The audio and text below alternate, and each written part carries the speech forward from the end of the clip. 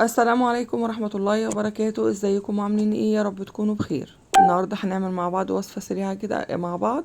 هنعمل مع بعض المارشميلو. احنا عارفين ان اسعار المارشميلو عاملة ازاي، خرافية يا جماعة خرافية. اكتشفت اللي هو بيتعمل بمقادير 3 مقادير بس في البيت. ان شاء الله هتعمليهم يبقوا متواجدين عندك وبطريقة سهلة. هنسمي الله ونقول بسم الله الرحمن الرحيم. هنحط كوباية وربع سكر على نص كوباية مية ومعلقتين، وهنحط نص كوباية عسل كلوكوز. البرطمان ده انا كنت جايبه ب25 جنيه في رمضان، تقريبا دلوقتي ممكن تلاقيه بنفس السعر او ب30 جنيه. البرطمان ده عمل معايا حاجات كتير جدا، فهيبقى موفر معاكي في البيت. هنقلبهم كلهم على بعض كده اهوت ونرفعهم على النار، وهنجهز على جنب 3 معالق جيلاتين على نص كوباية مية دافية، ونقلبهم كويس ونركنهم على جنب. ونرجع للمقدار اللي احنا حاطينه على النار، نقلبه ونسيبه 10 دقايق بالظبط. يغلي على النار 10 دقايق. اظبطي الساعة بتاعتك وارفعيه من على النار بعد 10 دقايق. مكونات سهلة اهي وان شاء الله كلها موجودة عندك في البيت. الجيلاتين بتعملي بيه ماسكات، هتشتري بس العسل الكلوكوز لو مش متواجد، مع اني اشك اللي هو مش متواجد في كل بيت دلوقتي. هنا المرة 10 دقايق على العسل اللي على النار، وهرفعه وهو سخن، مش هستناه يبرد، واحط عليه الجيلاتين وهضربه كأني بضرب الكريم جانتيه. وتقريبا نفس الناتج هيطلع معانا زي الكريم جانتيه كده، هيبقى تقيل ابيض بنفس الوضع، بس هياخد معانا مجهود شوية، تقريبا 10 دقايق، من 10 دقايق ربع ساعة ضرب. علشان خاطر يطلع معاكي الناتج اللي احنا عايزينه. زي ما انتم شايفين كده اهوت بدأ المقدار يتقل.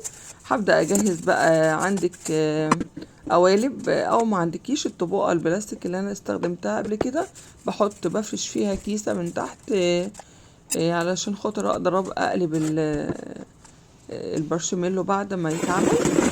حطيت نص المقدار ابيض، وهعمل نص المقدار تاني بامبي. هحط بقى المقدار الابيض في التلاجة او في الفريزر عبال ما اعمل اللون التاني، وبعد كده اطلعه من الفريزر وابدا اللي انا احط عليه اللون التاني. الموضوع سهل جدا اهو يا جماعه، مش صعب والله العظيم، وطعمه تحفه. طبعا احنا حطينا عليه فانيليا واحنا بنعمله، انا نسيت اقول لكم هتحطي عليه فانيليا وانت بتعمليه.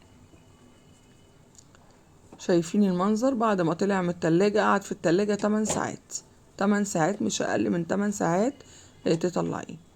بالوضع ده هنرش عليه نشا عشان يقدر اللي انا اقطعه بسهولة، مفيش يعني مبقاش فيه يلزق معايا وانا بعمله، بقى انه مش لازق، بس رشي يعني احتياطي شوية بس نشا من فوق ومن تحت، وقطعيه زي ما انت عايزة بقى بالسكينة بالمقص.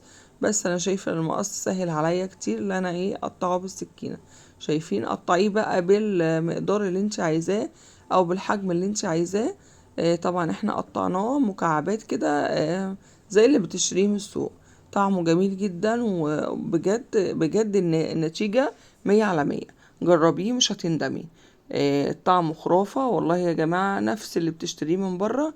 وبنات كمان جربوه يعملوه على النار زي ما هما بيجربوا يتعمل، بيحرقوه على النار، بيقول يا ماما طعمه كان خرافة. فجربيه ان شاء الله يعجبكم. والمقادير موجودة عندكم في البيت، وسهل جدا مش صعب. وان شاء الله تعجبكم الوصفة، وتدعموني في القناة وتعملوا لي لايك واشتراك. والسلام عليكم ورحمة الله وبركاته.